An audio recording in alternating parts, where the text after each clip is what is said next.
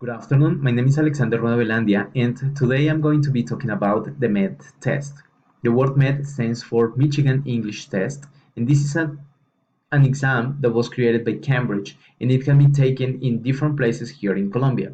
This test has two main purposes.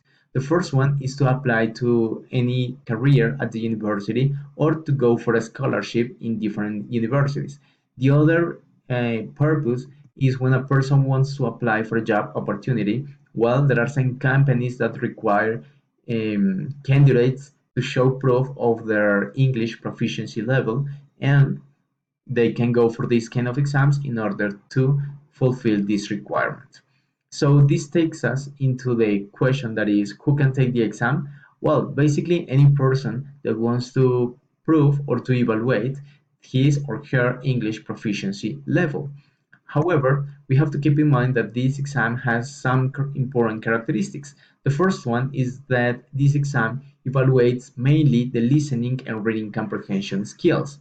When we talk about listening, we have to keep in mind that this is the first section of the test, and it has 50 questions that evaluates the ability of understanding conversations in social, educational, and workplace contexts.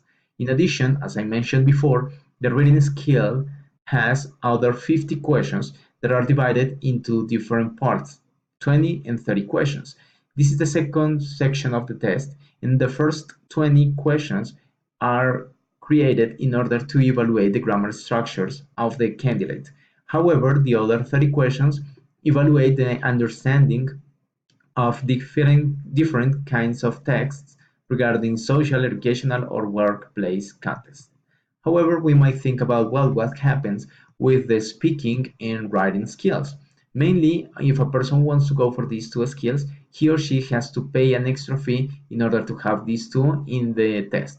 In the speaking part, the candidate has to talk about different things that surrounds his or her daily life. And in the writing part is really similar to the IELTS, in which the candidate has to write an essay about a topic given in the test. The following chart shows the scale of the points that a candidate can get. So this test a candidate can get between 1 to 80 points in each one of the skills.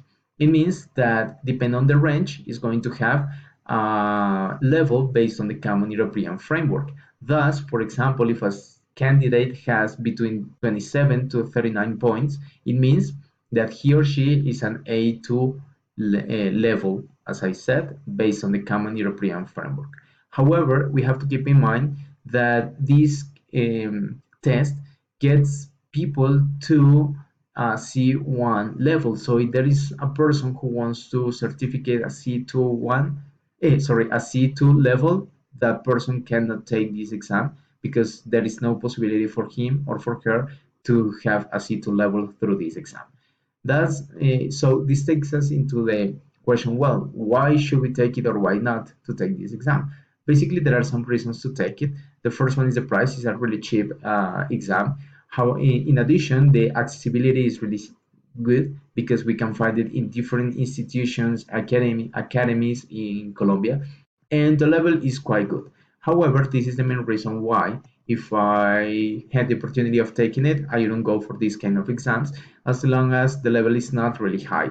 So if we compare this exam with others like the IELTS, in the IELTS, we might find different kinds of lectures with a really complex vocabulary, advanced grammar structures, and in the listening part, we can find different types of accents.